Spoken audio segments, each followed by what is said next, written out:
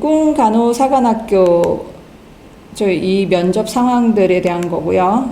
사진을 좀 쭉 넘기겠습니다. 네.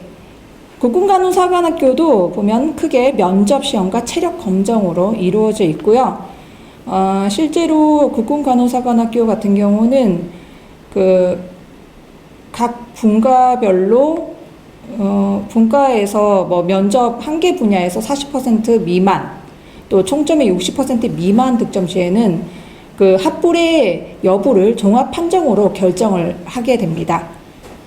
또 특기할 만한 부분은 AI 면접과 다면적 인성검사라고 MMPI2 이렇게 적혀 있는데요. 예, 이 인성검사를 실제 면접 실제로 면접에 이용을 하고 있습니다. 또 여기서 주의할 점이 있습니다. 그 블라인드 면접이 원칙이기 때문에 성명이라든지 출신 고교, 또 부모 직업을 언급하지 않아야 하면서 또 교복 착용도 제한하고 있습니다. 예. 그렇기 때문에 이 부분에 대한 책임은 좀 불이익 같은 것은 본인이 책임을 져야 되는 부분이기 때문에 이 점은 좀 주의해 주시면 되겠습니다. 체력 검정도 지금 오래 달리기, 팔굽혀펴기, 윗몸 일으키기로 실제로 이 부분은 각 사관학교에서 공통적으로 하는 그 검정 과목이고요. 각각의 불합격 적용 기준이 있고 남자생도 여자생도의 차이가 있습니다. 다음으로 지원동기서는 크게 지원동기 및 진로계획, 그리고 가치관 분야, 또 공동체 관련 경험, 이게 좀 특이한데요. 이 부분에 대해 기술하는 내용들로 구분이 되어 있고요. 자, 2차 면접 전형을 계속 보면 크게 3개 분과로 나누어져 있습니다. 1분과는 지원 동기, 외적 영역, 그리고 국가 간 안보관에 대한 내용이고, 이는 학교 생활 기록부가 반영이 된 내용도 포함이 됩니다.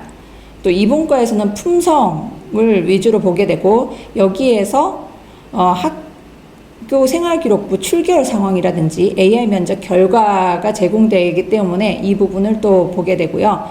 3분과는 심리, 아까 말씀드렸던 MMPI 결과에 대해서 분석을 하게 됩니다. 자, 면접에 대한 부분은 분과별 면접 점수를 종합해 점수를 부여하고요. 이 내용들은 좀 자세히 보시면 될 것 같고, 예비생도들의 내적인 자세, 외적인 자세. 내적인 자세는 인적성이 될 거고요. 외적인 자세는 그냥 보이는 이 외향적인 모습에서 과연 장교로서의 앞으로 장교 생활을 하는데, 그리고 사관생도가 돼서 장교 생활을 하는데 문제가 없는 것인지 아니면 적합한 것인지 그런 적합도를 판단을 하게 됩니다. 요소를 한번 구체적으로 보겠습니다. 네, 방금 제가 말씀드렸듯이 사관학교의 어떤 그 기준은 유사하다고 말씀을 드렸고요. 제일 먼저 사관학교가 일반 대학하고 다르다고 제가 말씀을 드렸습니다. 이 말씀을 계속 누차 얘기를 하는 이유가 있습니다. 왜냐하면 사관학교는 일반 학교처럼 일반학이라고 해야 되나요? 예, 그런 교육 관련된 4년제 교육에 상응하는 그런 일반 과목을 가르치기도 하고, 또 군사학 과목도 가르칩니다. 또한 생도 생활관에서, 그러니까 단체로 생활을 하면서 자치 근무를 통해서 실제 작은 어찌 보면 예비 군대 생활이라고 해야 되나요? 예, 예비 앞으로 인간에서 복무를 해야 될 군 생활에 앞서서 자치 활동을 통해서 또 장교로서 그리고 지휘관으로서 군 복무를 할 수 있는 그 역량을 그렇게 함양하는 곳이기도 합니다. 그렇기 때문에 사실 좀 체력적으로도 그렇고 정신적으로도 상당히 강도가 높습니다. 예, 저 같은 경우도 한 4년간 사관학교 생활을 하면서 결코 녹록치 않았습니다. 군사학은 군사학대로 해야 되고, 체육도 해야 되고, 또 그러면서도 공부도 열심히 해야 됩니다. 예, 그런 상황들이 쉽지 않기 때문에 가장 먼저 사관학교에서 면접에서 특히 중점적으로 보는 것은 과연 이 예비생도가 제대로 적응을 할 수 있을까? 즉, 적응력에 대한 것을 가장 주안점으로 본다고 보시면 됩니다. 그래서 이 적응력에는요, 주로 학교 생활에서의 적응력도 있을 것이고, 앞으로 졸업 후에 임관하고 나서 이제 초급 지휘관부터 시작해가지고 장교 생활을 할 때, 군복무를 할 때, 또 리더십이 있는지 여부 등, 또 그런 부분들을 중점적으로 보는데요. 이러한 부분들을 제일 1차적으로 여러분들이 먼저 제출을 했습니다. 네, 지원 동기서 또 생기부를 통해서 이미 제출한 그 서면 자료가 각 면접관들에게 주어지거든요. 그래서 그 면접관님께서 이렇게 보시고, 이 지금 예비생도는 이러이러하구나. 이러한 생기부에 보니까 이러한 활동을 했구나. 그리고 또 지원 동기에는 본인이 정말 원해서 왔구나. 아니면 부모님이 권해서 왔구나. 아니면 주변에 선배님들 보고 제복이 멋있어서 왔구나. 이런 동기들에 대한 부분들이 이미 서면을 통해서 면접관들은 가지고 있습니다. 그걸 바탕으로 질의를 하면서 면접이 이루어집니다. 자, 그러면 어떻게 될까요? 자, 딱 보면은 지원동기서 이 학생이 예비생도로 하겠습니다. 예비생도가 딱 했는데 딱 보니까 본인이 자발적으로 나는 원래 고등학교 1학년 때부터 사관생도의 꿈을 가지고 지원하게 되었습니다. 그러기 위해서 저는 어떤 활동을 했고, 이렇게 딱 나가면요, 이 예비생도는 충분히 이렇게 그 사관학교가 좀 생도 생활을 하는 게 어려운 것도 알고, 또 여러 가지 활동을 하면서 미리 준비를 했구나 라는 부분을 서면을 통해서도 알 수 있고, 또 그런 부분을 확인하기 위해서 또 질문을 던질 것입니다. 자, 그렇게 될 경우에는 보면 실제로 좀 어찌 보면 크게 입교 동기가 어떻게 되는지에 대한 부분을 좀 중점적으로 보겠고요.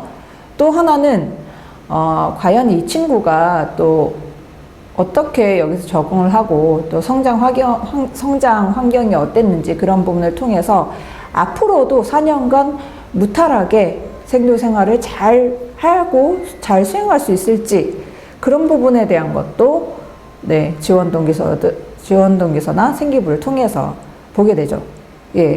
이런 부분들이 있는데, 우선은 이렇게 되면은 각 면접관들마다 몇 분이 계세요.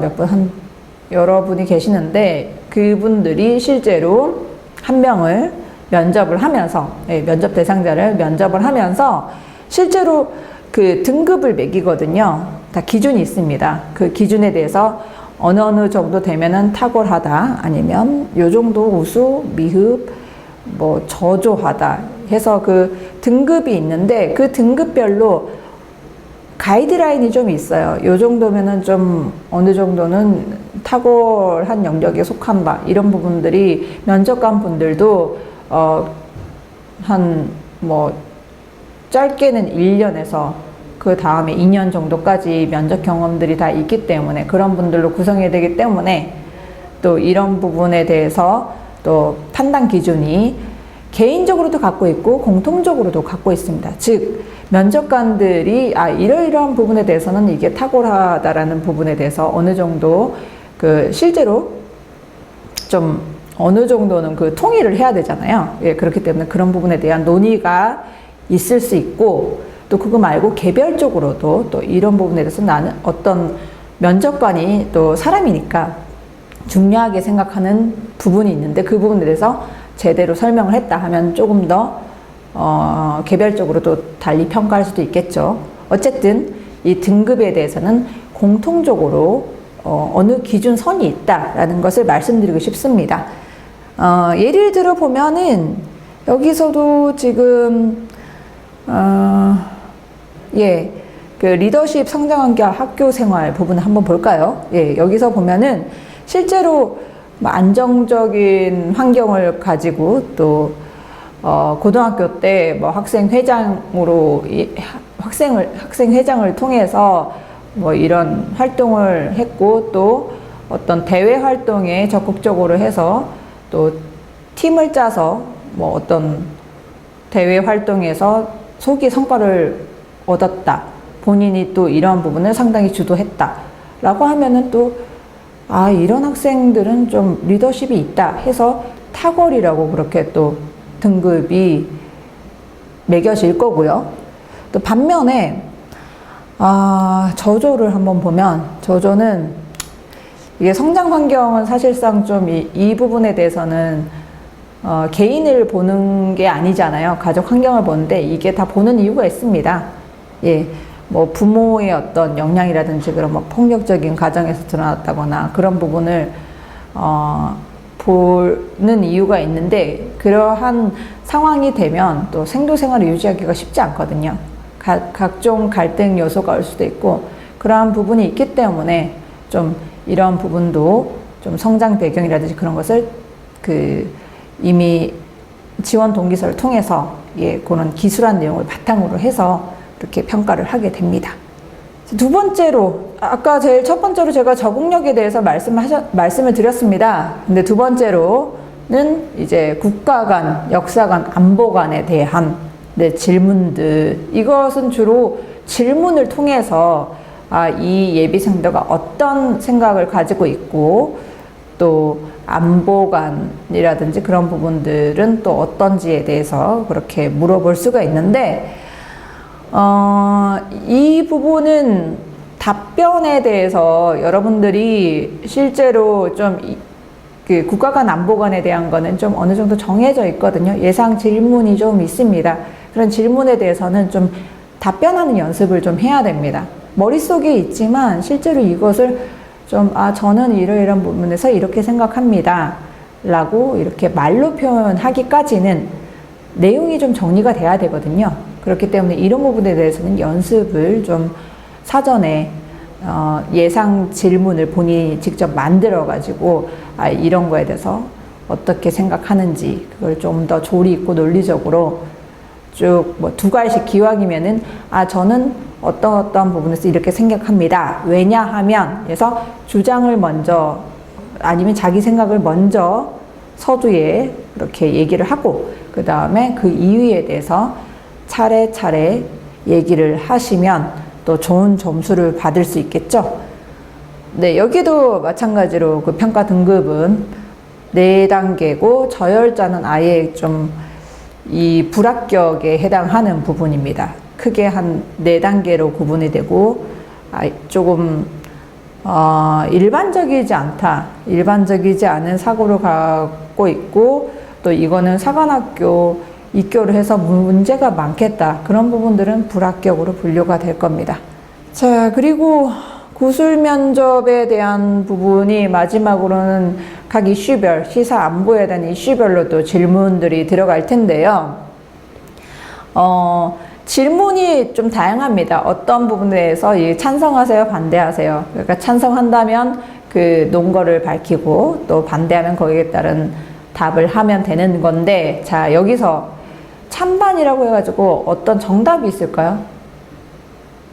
정답이 있는 부분에 대해서는 찬반에 대한 논란이 없겠죠. 그러니까 만약에 그 부분에 대해서는 자기가 찬성하는지 반대하는지에 대해서 명확하게 생각을 하고 판단을 내리고 거기에 따라서 논거, 그 근거를 제대로 좀 설명을 하면 또 그 근거를 바탕으로 면접관이 다시 재질문을 할 겁니다. 그렇다면 이건 이런 뜻인가요? 라고 했을 때 거기에 대해서 또 답변을 하고 그런 식으로 적극적으로 면접관의 어떤 질문의 요지를 파악을 하고 거기에 대해서 자신의 의견이나 주장을 또 논리적으로 표현을 하면 되겠습니다. 자, 이 부분에 대해서도 사실 뭐 답변을 하게 되면 그 답변을 바탕으로 주로 어떻게 표현을 했는지 그리고 이 주제에 맞게 제대로 자신의 논지를 잘 펼치는지 뭐 논리적이고 또 생각이 상당히 또 뭐 이런 식으로 생각할 수 있구나 뭐 창의성도 볼 수도 있겠고요. 또 어떤 다른 관점에서 답변을 했을 때 거기에 대해서